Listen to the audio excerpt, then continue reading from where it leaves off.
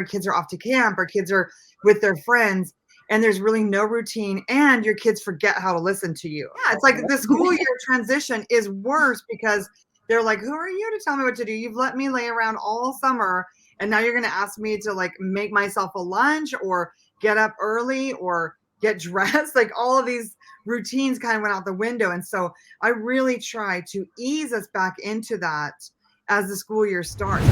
And I have a vision of what kind of mother I want to be. And it's not a complaining, victimized mother. It's someone who I want my kids to remember that I loved what I was doing, but it does take some inner work to maintain that because sometimes it is very hard. So really taking a little bit of time to soul search before the start of school instead of scrolling Instagram and the memes of how miserable parenting is. Those bother me for some reason. It's like we are so fortunate to have children. It's really not that bad. I mean, I know it's frustrating sometimes, but So if we are spending our days, oh my gosh, I can't wait till you're back in school. It's not going to make them feel very loved and wanted. Do you know what I mean? So I think change your narrative as you're talking about it, like maybe you are excited to have time to go to the gym again, or maybe you are excited about quieter days, but make sure you are saying things like, "Hey, I'm going to miss you. I've loved being with you this summer."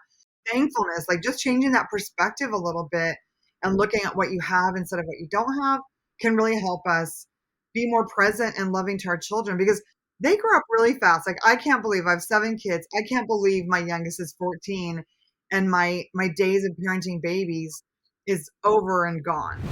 If our children are melting down or misbehaving, there's probably been a lack of intentionality on our part in some way. And let me explain. If they were having a meltdown, often it was because we had a very disruptive long day. And so I think, especially when we're dealing with young children, like we do need to train our children to listen and obey quickly and train them to be calm in different kinds of circumstances. But I think a lot of that comes naturally with a consistent, healthy lifestyle.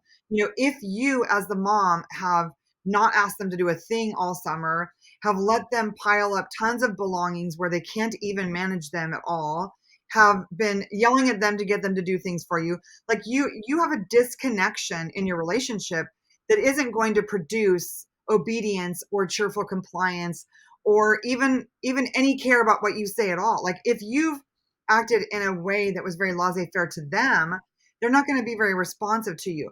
If every day as a family you guys get up, you read your Bible, you make your beds, that's just a habit then, and there's not going to be a lot of fighting over it. But if one morning you're like, you let them sleep in and then you scream at them to make their beds, and then the next morning you get up really early and you leave the house and nobody makes their bed, like if everything's super inconsistent, then don't be surprised if your children don't follow your directions on the days that you actually give them.